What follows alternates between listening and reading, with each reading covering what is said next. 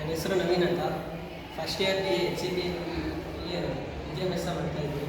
ಇವತ್ತು ನಮ್ಮ ಕಾಲೇಜಿನಲ್ಲಿ ಕರ್ನಾಟಕ ರಾಜ್ಯ ಪತ್ರಕಾರ ಇಲಾಖೆ ವಿಧಾನಸೌಧ ಬೆಂಗಳೂರು ಎಂಬ ಆಯೋಗವನ್ನು ಸರ್ಕಾರಿ ಪ್ರಥಮ ದರ್ಜೆ ಕಾಲೇಜು ಪರೀಕ್ಷೆಯಲ್ಲಿ ಇತಿಹಾಸ ವಿಭಾಗದಿಂದ ಹಮ್ಮಿಕೊಳ್ಳಲಾಗಿದ್ದು, ಇವತ್ತು ನಮ್ಮ ಕಾಲೇಜಿನಲ್ಲಿ ವಿವಿಧ ರೀತಿಯ ಶಾಸನಗಳು ಹಾಗೂ ಮಾಹಿತಿಗಳು ಹಾಗೂ ವಿವಿಧ ರೀತಿಯ ಹಳೆ ಕಾಲದಲ್ಲಿ ದಾಖಲೆಗಳು, ವಿವಿಧ ರೀತಿಯ ಶಾಸನಗಳು ಇನ್ನೂ ಮುಂತಾದ ವಿಷಯಗಳನ್ನು ಇಲ್ಲಿ ನಮ್ಮ ಕಾಲೇಜಿನಲ್ಲಿ ಪ್ರದರ್ಶನಕ್ಕೆಂದು ಇಟ್ಟಿದ್ದರು. ಇಲ್ಲಿ ನಾನು ಛಾಯಾಚಿತ್ರಗಳನ್ನು ನಮ್ಮ ಕಾಲೇಜಿನಲ್ಲಿ ಪ್ರದರ್ಶನಕ್ಕೆಂದು ಇಟ್ಟಿದ್ದರು. ಇದರಲ್ಲಿ ನಾನು ವಿವಿಧ ವಿಷಯಗಳನ್ನು ತಿಳಿದುಕೊಂಡೆ.